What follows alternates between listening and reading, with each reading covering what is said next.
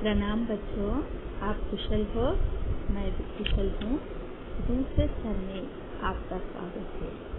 हमने पार्ट 1 में क्या पढ़ा था? कविता पढ़ी थी। कविता में हमने क्या सीखा था? हम उस देश के वासी हैं जिस देश में पवित्र गंगा नदी बहती है। हमारे दिलों में हम साफ सफाई है, हमारे होठों पे हमेशा सच्चाई रहती है। हम हमेशा मिलजुल कर रहते हैं।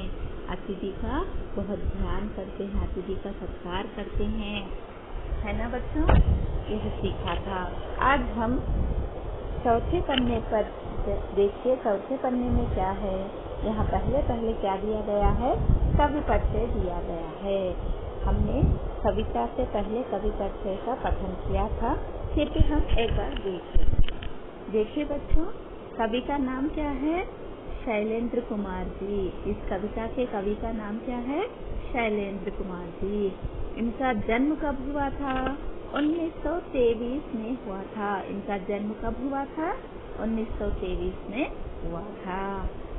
इन्होंने कई प्रसिद्ध फिल्म गीतों की रचना की थी। इन्होंने कई प्रसिद्ध फिल्म गीतों की रचना की थी।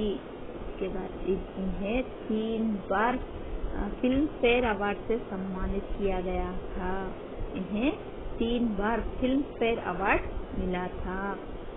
इनका निधन 1966 में हुआ।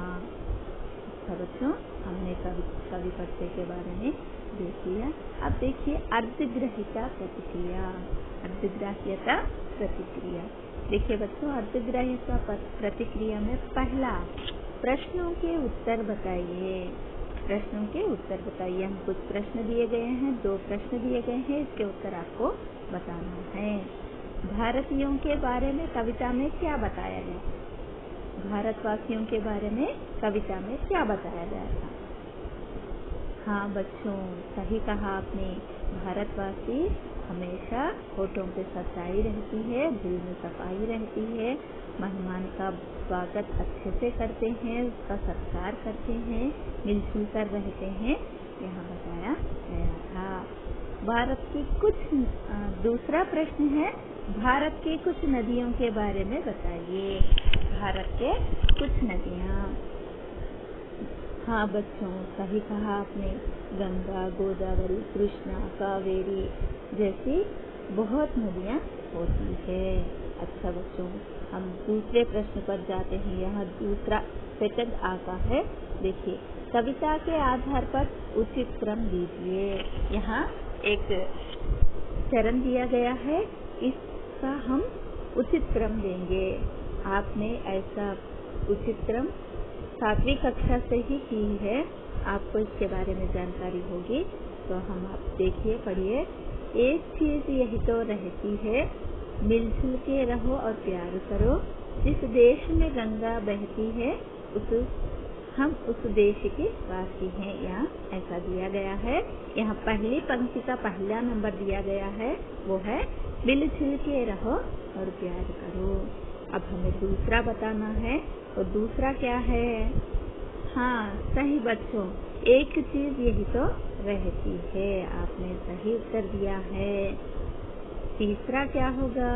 हम उस देश के वासी हैं तीसरा ये होगा। चौथा क्या होगा? जिस देश में गंगा बहती है। सही बताया बच्चों आपने। अब हम ये पर ध्यान दीजिए, भाव से संबंधित कविता की पंक्तियाँ लिखिए।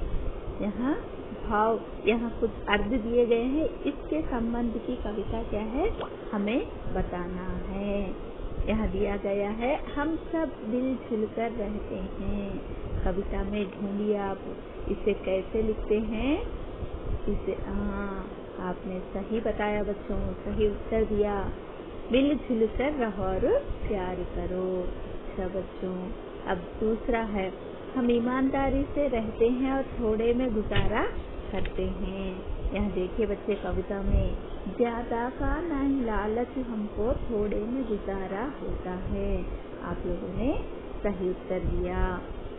और एक ई पर ध्यान दीजिए, दूसरी पर देखिए, पंक्तियाँ पढ़िए। भाव बताइए। यहाँ देखिए, यहाँ कुछ पंक्तियाँ दी गई है, इसका भाव आपको अपने शब्दों में लिखना है।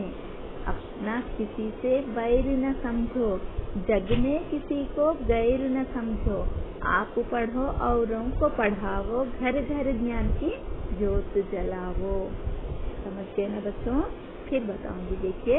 अपना किसी से वैर न समझो, जग में किसी को गैर न समझो, आप पढ़ो औरों को पढ़ावो, घर घर ज्ञान की ज्योत जलावो। अपना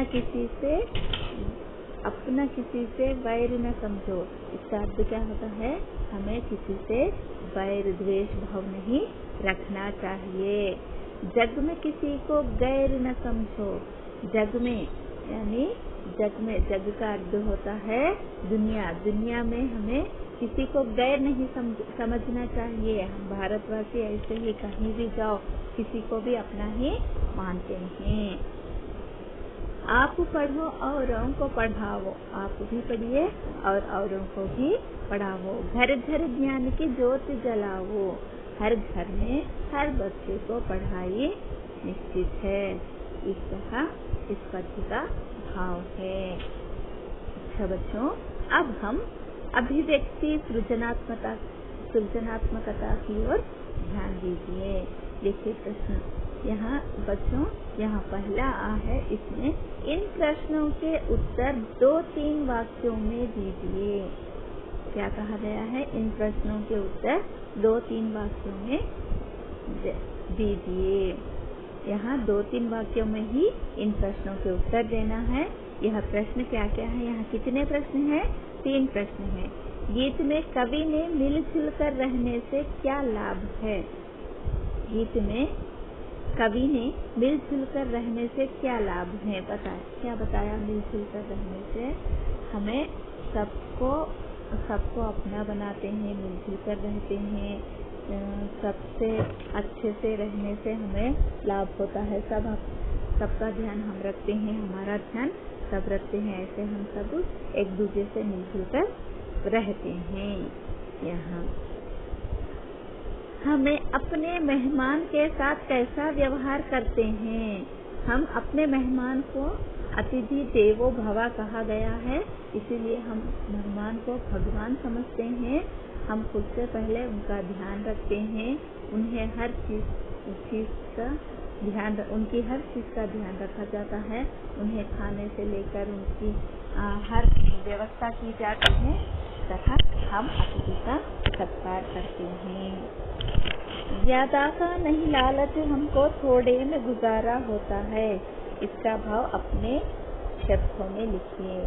ज्यादा का लालच नहीं है हमें, हम ईमानदार हैं, हम थोड़े में भी गुजारा कर लेते हैं। हमें ज्यादा ये चाहिए वो चाहिए ऐसी मांगे नहीं है, जितना है हम उसमें खुश रहते हैं। अच्छा बच्चों, हम अब दूसरी पर जाते हैं। इस गीत का सार अपने शब्दों में लिखिए। इस गीत का सारांश अपने शब्दों में लिखिए। बच्चों देखिए, गीत का सारांश क्या हो सकता है? हम भारतवासी बहुत अच्छे लोग होते हैं, हमारे दिलों में हमेशा सफाई होती है, हम होठों पे हमेशा सच्चाई होती है, दिल में हमेशा सफाई होती है, हम ईमानदार होते हैं, हम मेहमानों का बहुत ध्यान रखते हैं, थोड़े में गुजारा कर लेते हैं, मिलजुल कर रहते हैं, एक दूसरे को दूसरों को भी अपना समझते हैं। इस तरह हम भारतवासी पवित्र गंगा नदी बहने वाली इस देश में रहते हैं। गंगा नदी तो कितनी पवित्र है आप जानते हैं ना। इतनी पवित्र गंगा नदी बहने वाली इस देश में हम रहते हैं। हमारे होठों पे सच्चाई रहती है, दिल में सफाई रहती है, हम मेहमान का सत्कार करते हैं, हम ईमानदार होते हैं, थोड़े में गुजारा कर लेते हैं, ज्यादा का हमें लालच नहीं होता, हम एक दूसरे से मिलजुल कर रहते हैं, हम पवित्र गंगा नदी बहने वाली इस देश में हम रहते हैं। अच्छा बच्चों, हम अब दूसरे पन्ने 5वें पन्ने पर ध्यान दीजिए। यह 5वां पन्ना है। इसमें देखिए, देशभक्ति भावना पर 4 पंक्तियों की कविता लिखिए। देशभक्ति भावना पर 4-5 पंक्तियों की कविता आपको बनानी है। आपने 6ठी कक्षा में हिंद देश के निवासी हैं से पद्य अपने पढ़े थे ना, ऐसे ही हर कक्षा में आपको एक देशभक्ति कविता मिलती है। आपको इस तरह एक कविता बनानी है। देखिए बच्चों, हम इस गीत में आपको कौन सी बातें बहुत अच्छी लगी, क्यों? इस गीत में आपको कौन सी बात अच्छी लगी है, आपको ये लिखना है। आपको कौन सा चरण अच्छा लगा, इसमें आपको कौन सा ये लगा, आपको बताना है। मुझे तो ये होठों पे सच्चाई रहती है, जहाँ दिल में सफाई रहती है। हम उस देश के वासी है जिस देश में गंगा बहती है। ये लाइन बहुत अच्छी लगी, क्योंकि हम हमेशा सच्चाई से बातें करते हैं, हमेशा सच्चाई का